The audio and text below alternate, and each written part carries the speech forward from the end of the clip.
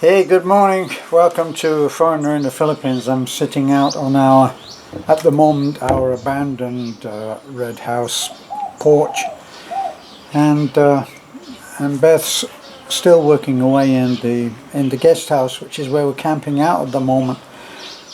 We're in the red house.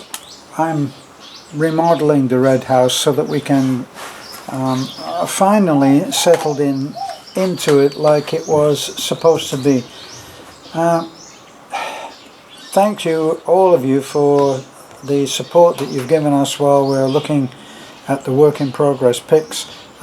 It's actually very encouraging to hear what you think, and even if you just say looking good or like what you're doing, it's a big encouragement. Thank you very much, and it's much appreciated. Beth is still in the guest house for most of the day that I'm here. I did want to address just one thing that did seem quite funny to me, because one of our subscribers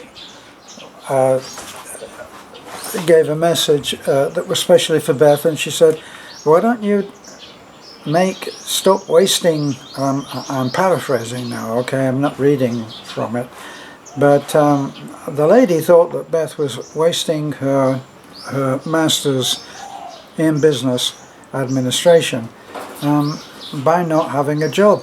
I've had a few letters like this: why don't you get a job, or what do you do for a living? And I wonder what people think when they look at what must be close on 10,000 videos which we've made in about 3 years' time since we started, apart from the houses that we've built and the people that we've got into hospital for surgery, and the various things that we've been involved in, apart from which we've actually been working on our surroundings. We have the guest house and the pool, which is not a pool because it's just a tiled hole in the ground at the moment, and that's waiting for us to be able to have the filtration system fitted. But we're hoping that we'll be able to get that done by our birthday. But for that lady, Anne, look again at what you're actually seeing. I couldn't do what I do without Beth. Beth actually is the chief organizer behind what you see done. Even though creatively I do different aspects of videoing, I have my own late night meanderings, I have what I do, I have my what I've done in the past, all of my experience that comes together and is used sometimes up front, sometimes behind the scenes. And really that's exactly what Beth does as well. Beth can't be acknowledged enough for what she does. She does all of the editing, she does all of the accounting, she keeps everything separate. She is the president. She's the president of our charity. The idea that she should get a job is just a bit silly. The pair of us work, and the only way that we've created what we've created, such as it is actually by working 24/7, and we've worked 24/7 for the last 3 years on what you see and hopefully enjoy on our channel. So we do get letters, I get the letters and answer the letters and comments and so on, and that's my part of the deal. but we are very much a 50-50 partnership. Neither can go without the other, and would want to. So what you see is a 50-50 working relationship, and it's working very well. We're now very close to 207,000 subscribers, and it's been going up steadily.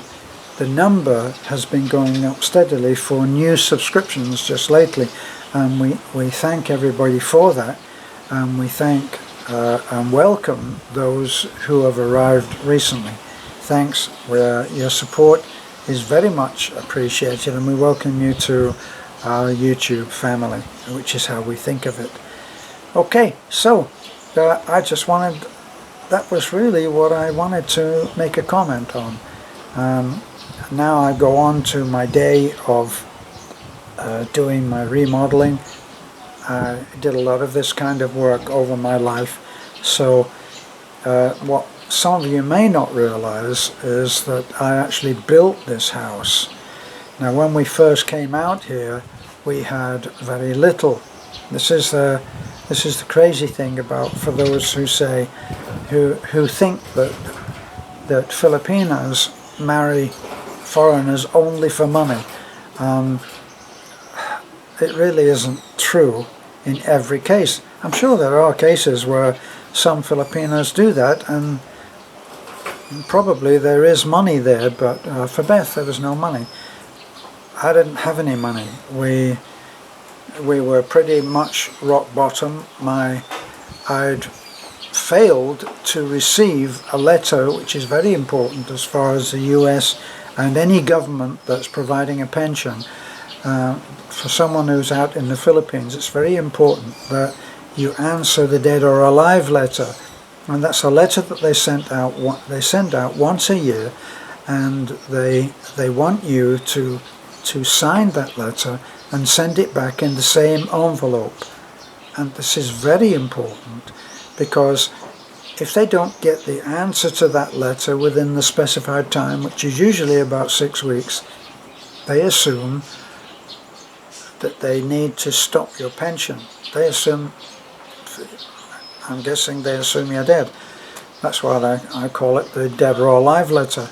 So I hadn't gotten that, I hadn't received that letter, so I couldn't answer it, and they stopped my pension. So when Beth and I first got together, we actually lived in the ghetto in Basak, which is a very poor neighborhood, and we lived there for a few months, and then finally we decided that we would come and live here in Burgos on Bohol. And we knew, of course, that we'd been in touch with the American Embassy, and they had now started the process of reinstating my pension, and it would go through to my bank account in America. So it's a very modest pension, but it is enough for us, combined with my UK pension, which is also very modest. We can live comfortably, modestly, but comfortably. But for those of you who are regularly tuning in to our videos, you'll see how we live. This is how we live. It's not 5-star resort. We eat every evening at Nanai's because we don't have a kitchen. I'm not crying about that. I enjoy the family atmosphere of living, of having dinner every evening, and we have dinner with Nanai and usually Talik and Beth and I and Vekvik, and we have a family dinner every evening in Nanai's house, which is a good house, but it's very, very simple and traditional, and that was what she wanted. So that's what we built her fairly recently too. So we are doing okay. Our life actually has not changed a lot since we've been on quarantine. The only dread is, of course, that even though the good thing was that it inspired the time, it gave me the time to be able to spend remodeling. For the amount of materials that are needed, it hasn't come to a terrific amount of money.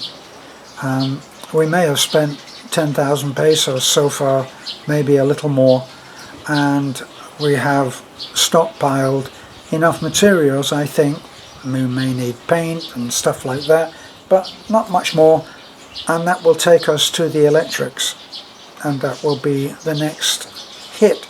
But even that will not be a terrific amount of work, and well, I'll get someone else to do the electrics probably, and we'll just buy the materials.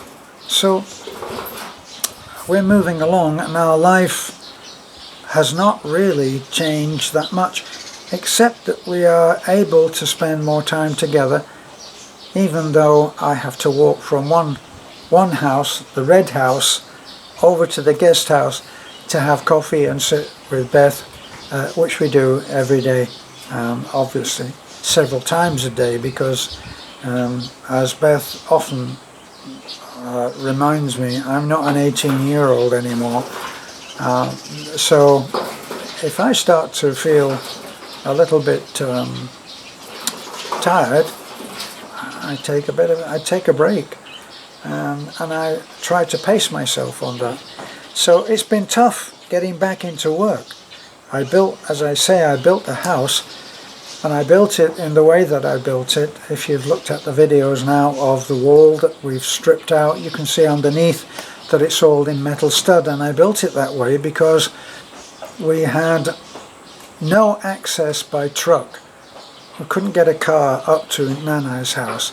It was only carabao, so our materials were brought up carabao on the back of a sled, and that's how we got our materials. And because of that, I decided that I would work with a material which I could work alone, and that's what I did. And I built a 2-story house without scaffolding, out of metal stud, and I did it on my own. At one point I remember that we fitted, just as a temporary measure, we fitted a stripped bamboo floor, and I got my brother Rado to do that for me. Other than that, very little in the initial getting the house together was done. We had things like the water tower put in, and my other brother Timio did that along with, I think, Rado. So they built that. So the heavy stuff, I don't do that. I don't kid myself that at my age that I can do that. But I'm gradually getting back into working quite hard.